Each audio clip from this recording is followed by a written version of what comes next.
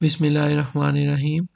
We are still discussing the topic of input modeling and इस video lecture के अंदर हम गुडनेस ऑफ फिट टेस्ट को start करेंगे जिसमें सबसे पहले हम ट्राई स्टेज टेस्ट के बारे में पढ़ेंगे. At this point we have guessed a reasonable distribution and we have also estimate the relevant parameters जो कि हमने previous वीडियो लेक्चर्स के अंदर पढ़ लिया था. Now we are going to conduct a formal test. अब हम एक formal test जो है वो परफॉर्म करेंगे to check कि whether जो हमने डिस्ट्रीब्यूशन जो हाइपोथेसाइज डिस्ट्रीब्यूशन सेलेक्ट की थी वो ट्रू डिस्ट्रीब्यूशन है या नहीं. इन पर्टिकुलर यू कैन से कि जो हमारी ऑब्जर्वेशन है that is actually IID like independent identically distributed of some function, like either it is a discrete function in nature or it could be a continuous function in nature. For discrete function it could be a PMF probability mass function and for continuous it should be probability density function. And हम यहाँ पे जो test conduct करेंगे at level of significance that is alpha. Mean alpha is also called as a type 1 error. For example, reject the H naught given that H naught is true. and हम particularly alpha की value जो है 1%, 10% या 5% रखते हैं. Mainly जो हम level of significance alpha की वैल्यू सेट करेंगे वो 5 जो है 5% सेलेक्ट करेंगे. मीन हम 95% श्योर है कि हमारी जो एच नोट स्टैटिस्टिक्स है वो ट्रू है और उसके अंदर जो एरर के चांसेस हैं वो 5% होंगे. ओके, सो हाइपोथेसिस टेस्टिंग के लिए हमारे पास जो इनपुट डिस्ट्रीब्यूशन है उसके अंदर हम यूज़ करते हैं ट्राई stair test, Kolmogorov Smirnov test, Anderson Darling test, इसको हम KS टेस्ट भी कहते हैं, इसको हम AD टेस्ट भी कहते हैं और विल्किंसन टेस्ट भी है. और अभी हम इस वीडियो लेक्चर में ट्राई स्टेयर टेस्ट के बारे में पढ़ेंगे. So most the important thing is to no single correct distribution in real world application exists. In real world application कोई भी correct distribution जो है वो exist नहीं करती. According to Gibson, a very little data are available. अगर आपके पास बहुत कम data set जो है वो available है, so we are unlikely to reject any candidate distribution. On the other hand, अगर आपके पास lot of data available है so it's likely to reject all the candidate distribution. So that's why we are just approximating the things. So हम यहाँ पे try state test को start करते हैं और ट्राई स्टेट टेस्ट के अंदर हम क्या करेंगे जब हमारे पास डाटा अवेलेबल है जो हमने ऑब्जर्व किया है. So tri state test use किया जाएगा इवेल्युएट करने के लिए आपकी theoretical distribution fit observe data के. जो आपका ऑब्जर्व डाटा है उसको थ्योरेटिकल डिस्ट्रीब्यूशन के साथ ऑब्जर्व करेगा और आपको स्टैटिस्टिक्स की वैल्यू ट्राई स्टेट स्टैटिस्टिक्स की वैल्यू जो है वो प्रोवाइड करेगा जिसकी बेसिस पे हम एक्सेप्ट या रिजेक्ट करेंगे अपने H नोट को. फॉर एग्जांपल जो हमने डाटा कलेक्ट किया है, फॉर एग्जांपल इंटरवल टाइम का हो सकता है, प्रोसेसिंग टाइम का हो सकता है, इसी तरह से फेलियर टाइम्स का हो सकता है डाटा. तो वो डाटा जब हमने कलेक्ट किया उसकी हमने थ्योरेटिकल डिस्ट्रीब्यूशन बनाई. जैसे हमने एक्टिविटी 1 के एग्जांपल के अंदर एक्सपोनेंशियल डिस्ट्रीब्यूशन सेलेक्ट की थी. देन हमने उसको अप्रोक्सीमेट किया और उसकी हमने सिमुलेशन जो है उस डिस्ट्रीब्यूशन की बेसिस पे परफॉर्म करनी है पैरामीटर की एस्टिमेशन करने के बाद.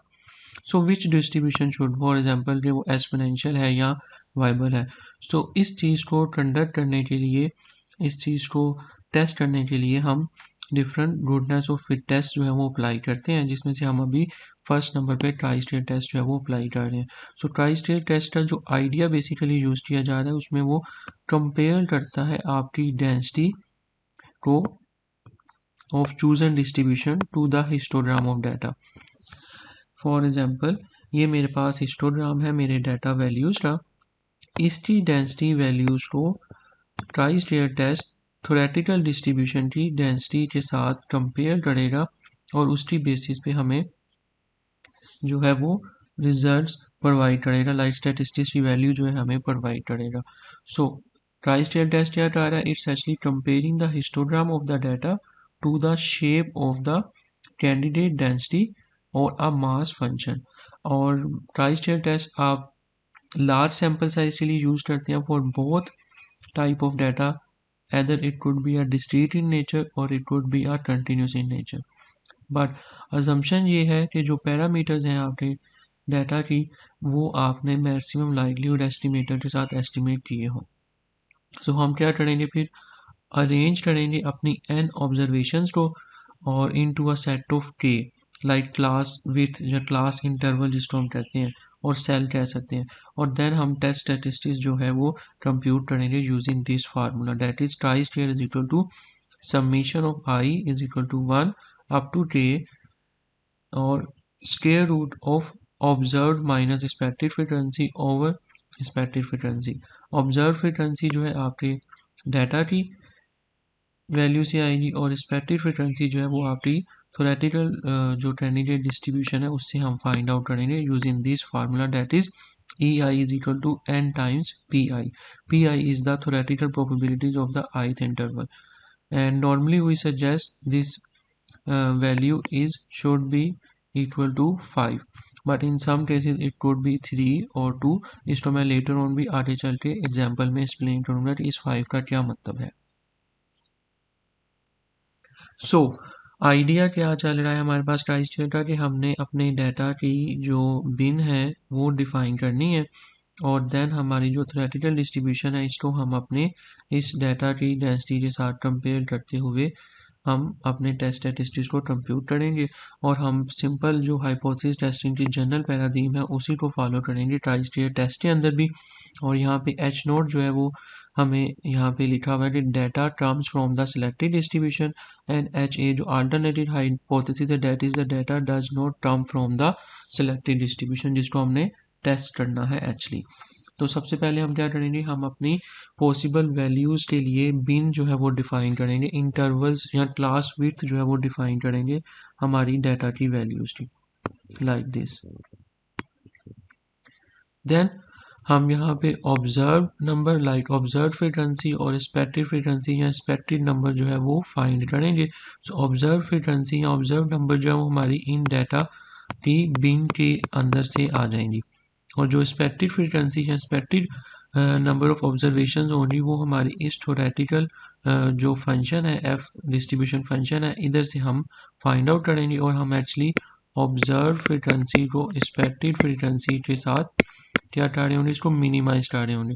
तो जितनी ये कम वैल्यू होगी आपकी ट्राई स्टेट टेस्ट की उतने ज़्यादा चांसेस होंगे कि आपकी जो थ्योरेटिकल डिस्ट्रीब्यूशन आपने सेलेक्ट किया वो आपके डाटा की शेप को उसकी डिस्ट्रीब्यूशन को रिप्रेजेंट कर रही है। सो स्पेसिफिकली हम स्टार्ट करेंगे बिन के साथ। बिन्स को हम इस तरह से डिफाइन करेंगे A1 to A2 then A2 A3 up to A to AK+1 और हमारे पास सैम्पल साइज जो है उसको हमने n से रिप्रेजेंट किया।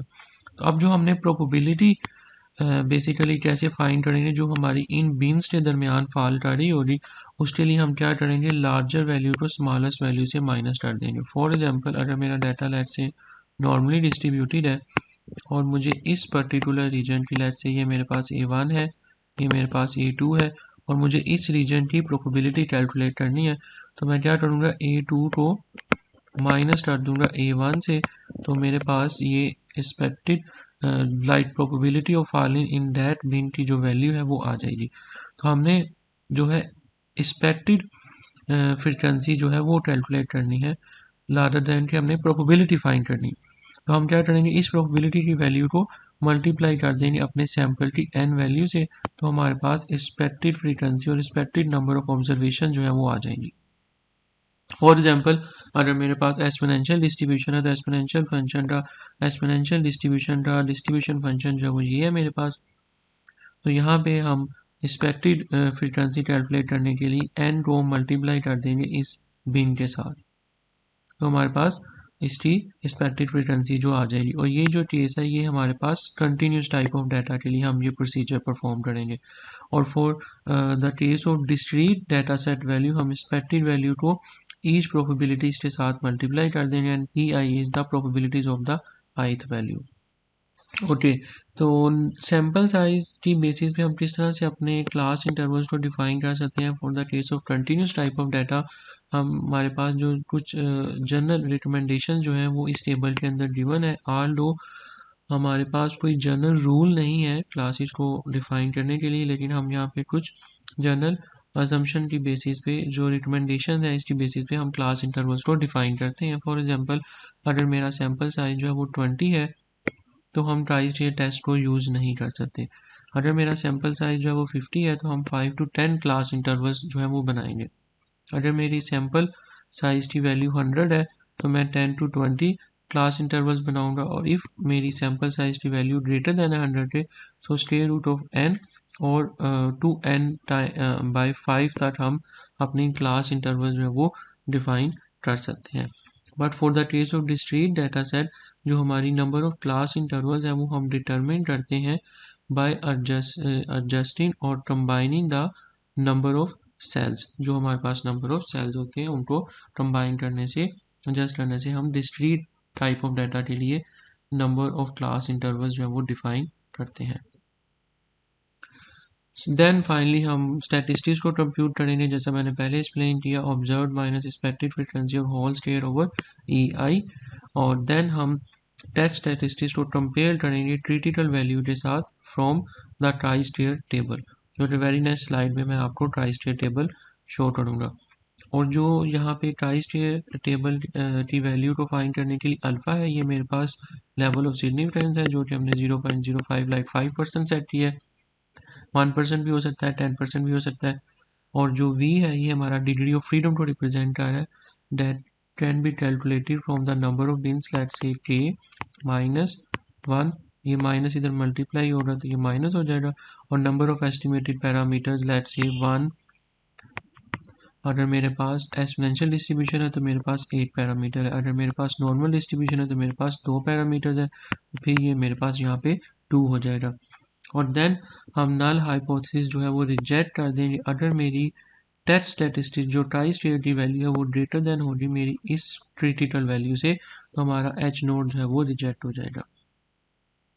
अल्टरनेटिवली डिफरेंट सॉफ्टवेयर जो है वो पी वैल्यू की बेसिस पे आपको टेस्ट स्टैटिस्टिक्स प्रोवाइड करते हैं। तो अगर मेरी पी वैल्यू लेस देन होगी मेरी level of significance like alpha से, तो हम रिजेक्ट कर देंगे एच नोट को, अदरवाइज हम फिर अपने एच नोट को एक्सेप्ट कर लेंगे। ये मेरे पास ट्राई स्टेयर का टेबल है जिसके अंदर डिग्री ऑफ फ्रीडम्स के अगेंस्ट मेरे पास जो क्रिटिकल वैल्यूज हैं ट्राई स्टेयर्स की वो गिवन है। ओके, हम यहाँ पे अब एक सिंपल बेबी एग्जांपल करते हैं जिसके अंदर हमारे जो ऑब्जर्वेशन है वो यूनिफॉर्मली डिस्ट्रीब्यूटेड है 0 to 1 इंटरवल के दरमियान।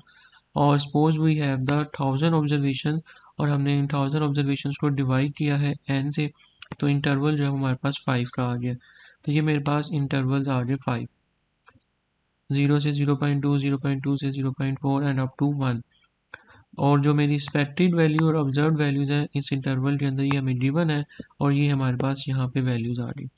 सिंपल हम क्या करेंगे, एक्सपेक्टेड जो वैल्यूज़ हैं ऑब्जर्व वैल्यूज़ हैं इसको माइनस कर देंगे एक्सपेक्टेड वैल्यू में से, like 179 minus 200 square plus 208 minus 200 square plus this. इस तरह से आपने ये स्टेप्स कंप्लीट करना है। ऑब्जर्व फ्रीक्वेंसी को एक्सपेक्टेड फ्रीक्वेंसी में से माइनस करना है, देन आप उसका स्केल करेंगे और डिवाइड कर देंगे टोटल एक्सपेक्टेड फ्रीक्वेंसी की वैल्यू से, तो आपके पास वैल्यू आ जाएगी ट्राई स्टेयर स्टैटिस्टिक्स की, that is 5.27।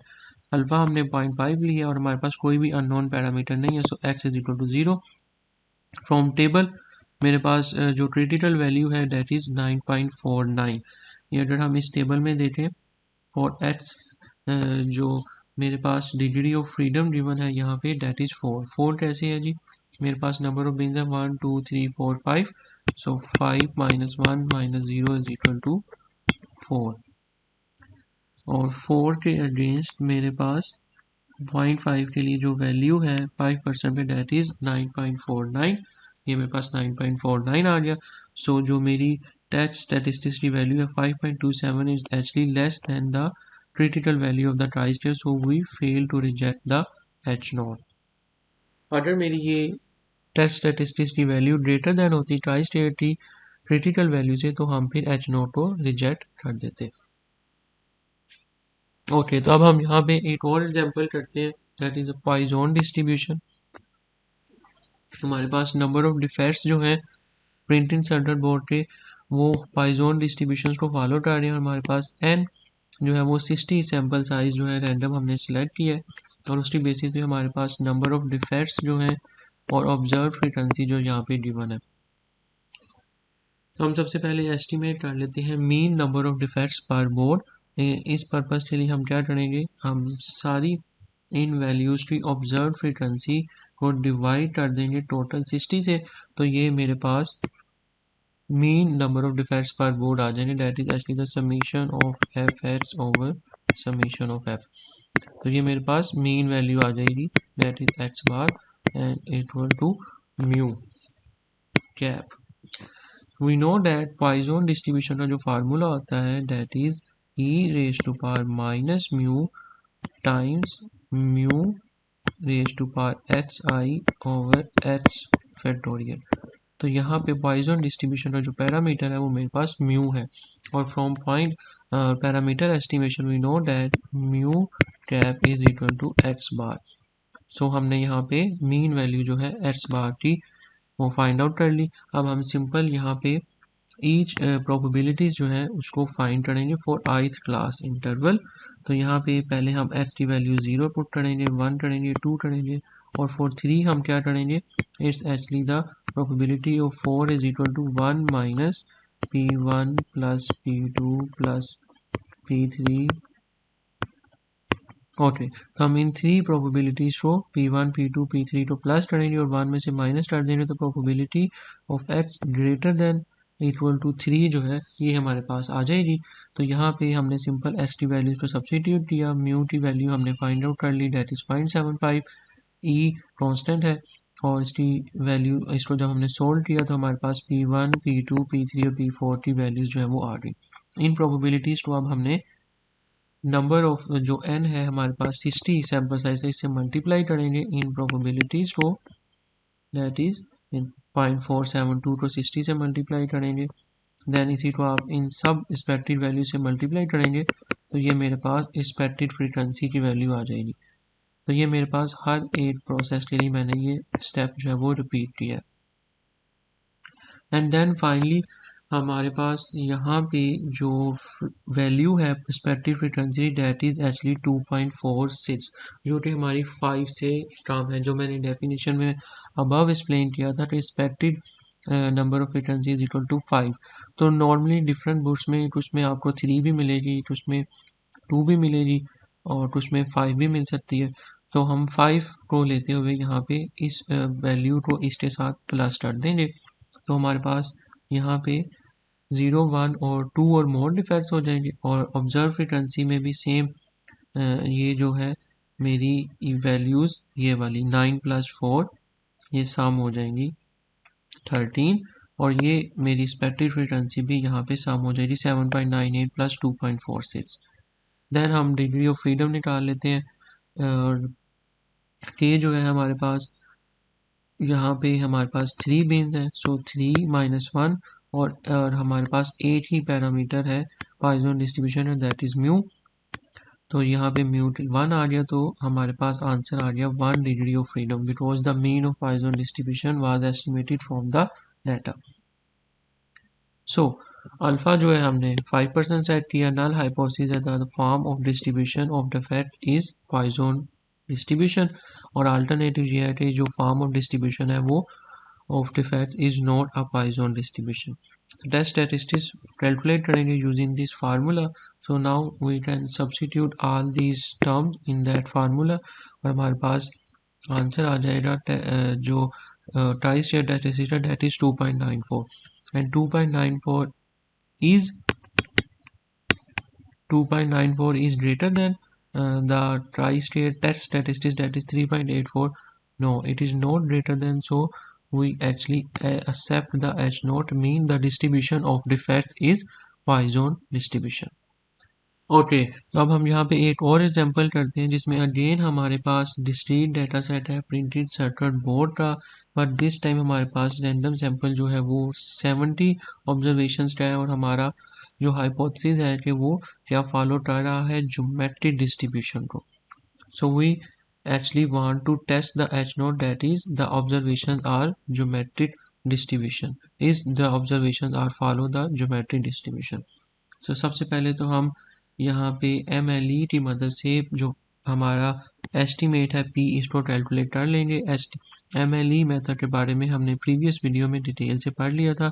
Same procedure same steps को यूज़ करते हुए जो हमारे पास जो फंक्शन है हमारे पास MLE का, इस फंक्शन के अंदर हमने प्रोडक्ट ऑफ द फंक्शन और जो फंक्शन है वो हमारे पास ज्योमेट्रिक डिस्ट्रीब्यूशन हम इसमें सब्सिट्यूट कर देंगे और देन इसके अंदर हर एक x की वैल्यू के लिए सब्सिट्यूट कर देंगे तो हमारे पास ये टर्म आ जाएगी इन n टर्म्स.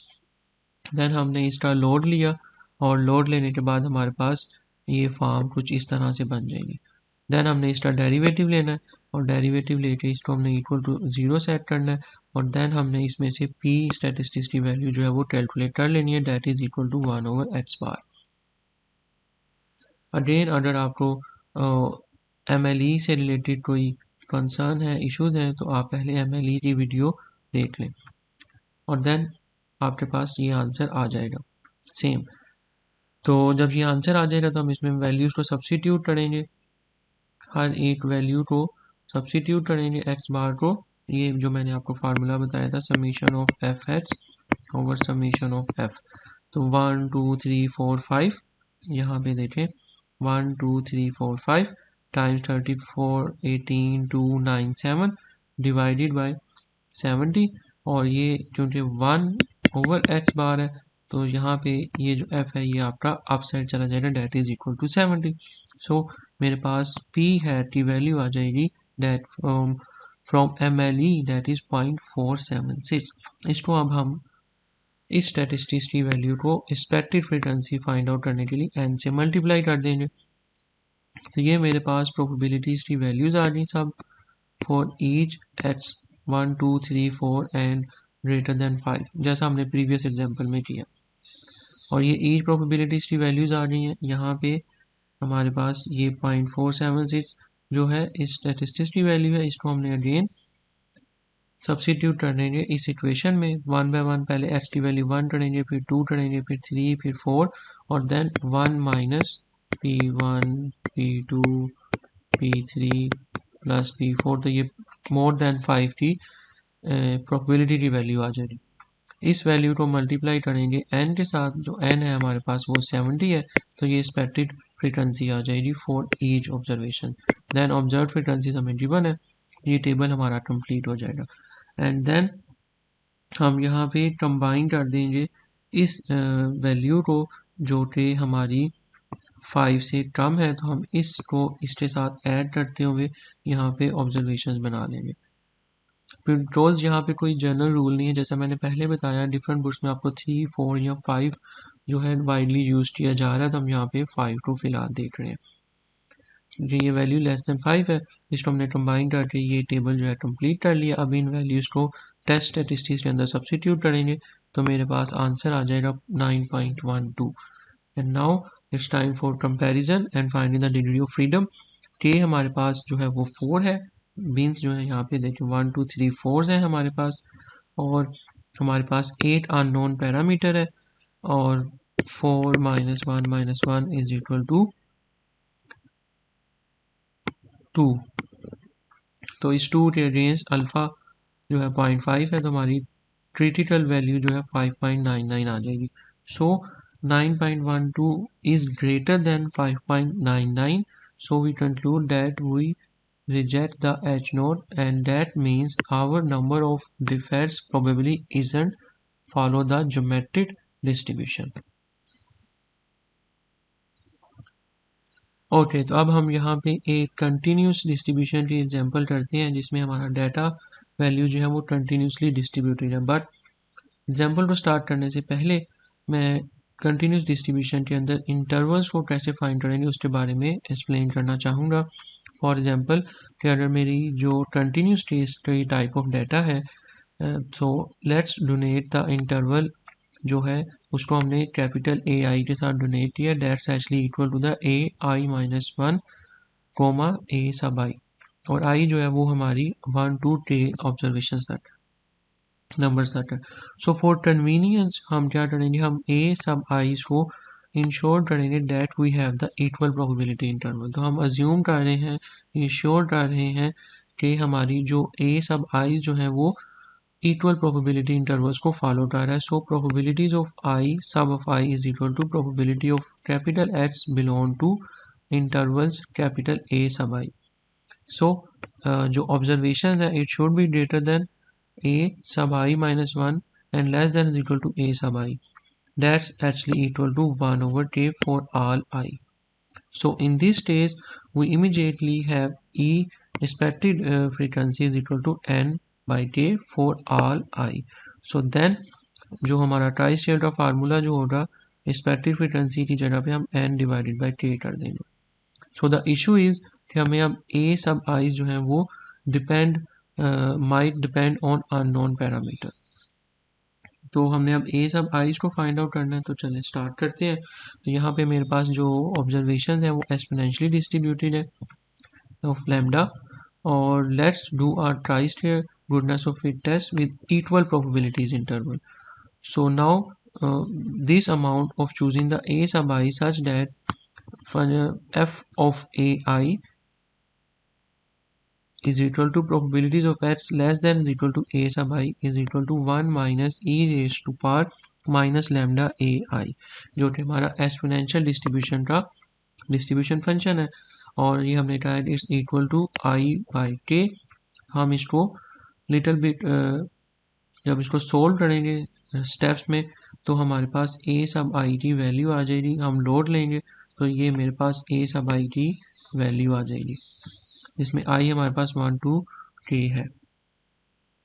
देन हमारे पास जो गैमा है वो अननोन पैरामीटर है और x जो है वो 1 है। So good news is we know that from MLE method lambda cap is equal to 1 over x bar, जिसका हमने प्रूव प्रीवियस वीडियो ट्यूटोरियल में किया है।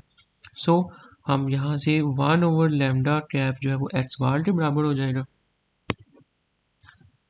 तो यहाँ पे हमने x बार सब्स्टिट्यूट कर दिया। सो नाउ सपोज हमारे पास 100 ऑब्जर्वेशन है और k जो है 5 इक्वल प्रोबेबिलिटीज इंटरवल में हमने उसको डिवाइड किया है, और 100 ऑब्जर्वेशन की जो मीन वैल्यू है दैट इज़ 9। तो यहाँ पे जब हमने इन वैल्यूज को सब्स्टिट्यूट किया तो मेरी a सब i की इक्वेशन जो है वो ये बन जाएगी। 1 बाय 1 हम यहाँ पे i की वैल्यू 1 2 3 4 अप टू 5 तक, क्योंकि हमारे पास 5 इक्वल नंबर ऑफ प्रोबेबिलिटीज हैं, ऐड करेंगे तो मेरे पास ये इंटरवल आ जाएंगे। First 0, 2.01, then next 4.06 and up to infinity. तो ये मेरे पास इंटरवल्स आ जाएंगे, और ये मेरे पास ऑब्जर्व फ्रीक्वेंसी की वैल्यूज़ हैं, और ये मेरे पास एक्सपेक्टेड फ्रीक्वेंसी की वैल्यूज़ हैं। और देन फाइनली हम क्या करेंगे, इन ट्राई स्टेट टेस्ट के थ्रू वैल्यू फाइंड आउट कर लेंगे दैट इज़ 9.8। एंड जो डिग्री ऑफ फ्रीडम है वो हमारे पास कैसे आएगी, 3। हमारे पास टोटल इंटरवल है 1 2 3 4 5, 5 माइनस 1 माइनस 8 हमारे पास अननोन पैरामीटर था दैट इज़ इक्वल टू 3। तो क्रिटिकल वैल्यू जो है that is 7.81। So 9.80 is greater than the 7.81, so we reject the H naught, mean these observations aren't exponential distribution। Okay, तो अब हम यहाँ पे एक और एग्जांपल करते हैं जिसके अंदर हमारी जो 500 ऑब्जर्वेशन है सैम्पल की वो यूनिफॉर्मली डिस्ट्रीब्यूशन को फॉलो कर रही है, जिसकी मीन वैल्यू 10 है, स्टैंडर्ड डेविएशन 2 है, और हमने लेवल ऑफ सिग्निफिकेंस जो है वो 5% रखा है। ये हमारे पास डाटा अमाउंट ऑफ वैल्यूज जो है वो गिवन है, less than 6 up to 8 8 up to 10 10 up to 12 and so on, और इनकी जो फ्रीक्वेंसी ऑब्जर्व फ्रीक्वेंसी है वो हमें यहाँ पे गिवन है। तो हमने अब एक्सपेक्टेड फ्रीक्वेंसी जो है वो कैलकुलेट करनी है। सो एक्सपेक्टेड फ्रीक्वेंसी कैलकुलेट कैसे कर सकते हैं हम, इस पर्पज़ के लिए हमें जी वैल्यू जो है वो कैलकुलेट करनी पड़ेगी for the lower class limit and the upper class limit for each of these classes.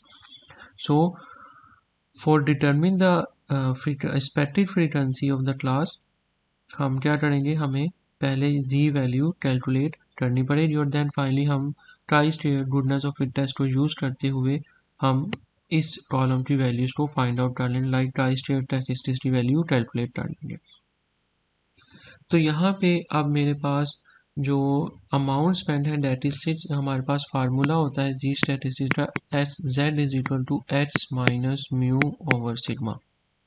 H हमारे पास जो है वो सिक्स है, म्यू जो मीन है वो हमारे पास 10 है और स्टैंडर्ड डेविएशन हमारे पास 2 है।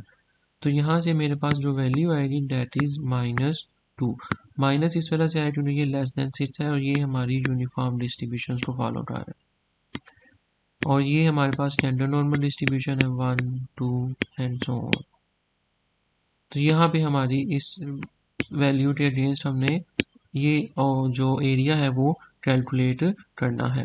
तो अब हम क्या करेंगे, इसको नॉर्मल स्टैंडर्ड नॉर्मल टेबल के अंदर देखेंगे जहाँ पे हमारी 2.00 लाइक 2 को 0 के अंदर हमने देखना है।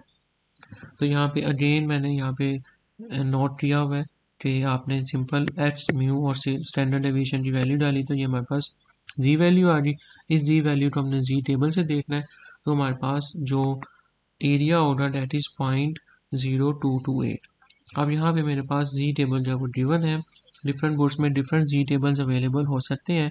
अगर आप इस जी टेबल को देख रहे हैं जिसमें से एरिया जो है with respect to this origin से आपकी इस वैल्यू तक आ रहा है, तो हमारे पास लेट से ये जो है आपकी सिक्स वैल्यू, तो हमें ये एरिया रिक्वायर्ड है।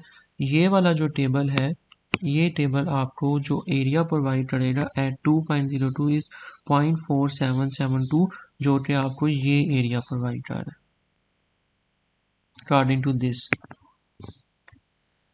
सो हमें क्या करना पड़ेगा, ये हमें पता है इंटरवल होता है 0.5 और यहाँ पे भी एरिया 0.5 है। सो 0.5 को माइनस कर देंगे 0.4772 से, तो हमारे पास वैल्यू आ जाएगी 0.228। अदरवाइज अगर आप दिस टेबल को कंसीडर कर रहे हैं जो कि आपको ये एरिया प्रोवाइड कर रहा है, then according to this standard normal table -2 और 0 के कॉलम में जब देखेंगे तो आपके पास ये वैल्यू आ जाएगी that is 0.02275 mean is equal to after round up 0.02278। So it's up to you, आप इस टेबल को यूज़ कर लें या इस टेबल को यूज़ कर लें। एंड देन फाइनली हमारे पास हर एक अमाउंट स्पेंड के अगेंस्ट हमारे पास एरिया की वैल्यूज आ जाएंगी। सेम प्रोसीजर हम रिपीट करेंगे, जी वैल्यू कैलकुलेट करेंगे और एरिया है वो टेबल से निकाल लेंगे। देन हमारे पास जो ये एरिया की वैल्यूज़ आई हैं इसको हमने मल्टीप्लाई कर देना है ऑब्जर्वेशन के साथ, जो कि हमारी 500 है, तो एक्सपेक्टेड फ्रीक्वेंसी आ जाएगी 11.40। अब इस स्टेप को आपने अगेन रिपीट करना है for this and dot dot dot. So ये मेरे पास एक्सपेक्टेड फ्रीक्वेंसी की वैल्यूज़ आ रही हैं, ये मेरे पास इक्वल टू 500 और ये भी 5। अब ट्राई स्टेयर स्टैटिस्टिक्स को कैलकुलेट करना है, तो इस पर्पज़ के लिए आप सबसे पहले ऑब्जर्व फ्रीक्वेंसी को एक्सपेक्टेड फ्रीक्वेंसी से माइनस करके स्केल करें और डिवाइड कर दें एक्सपेक्टेड फ्रीक्वेंसी से, तो ये वैल्यू आ जाएगी। Then plus this term plus plus plus plus plus, तो ये मेरे पास टोटल इसकी ट्राई स्टेयर स्टैटिस्टिक्स की वैल्यू आ जाएगी। सो नाउ हमारी जो ऑब्जर्वेशन है, the observation follow the normal distribution and the alternative hypothesis the observations does not follow the normal distribution। Alpha हमने 5% सेट किया है, ट्राई स्टेयर रेसिस्टेंस की वैल्यू हमने अभी कैलकुलेट कर ली है और एच नोट जब वो हमारा रिजेक्ट हो जाएगा because our try stair resistance value is greater than the critical value of try stair statistics. ये हमारे पास डिग्री ऑफ फ्रीडम 3 कैसे आया है, हमारे पास टोटल नंबर ऑफ जो बिन्स है यहाँ पे 1 2 3 4 5 6। सो 6 -1 माइनस हमारे पास 2 अननोन पैरामीटर थे, तो इट्स इक्वल टू 3। तो ये 3 के अगेंस्ट 5% लेवल ऑफ सिग्निफिकेंस मेरी क्रिटिकल वैल्यू जो है ट्राई स्टेयर स्टैटिस्टिक्स की 7.81। So we reject the H0 as the observations does not follow the normal distribution. So इस वीडियो लेक्चर के अंदर हमने ट्राई स्टेट टेस्ट की मदद से अपने हाइपोथेसिस की टेस्टिंग की है कि अदर जो हमने हाइपोथेसाइज डिस्ट्रीब्यूशन सेलेक्ट की थी वो हमारी ट्रू डिस्ट्रीब्यूशन को रिप्रेजेंट कर रही है या नहीं कर रही। Thank you.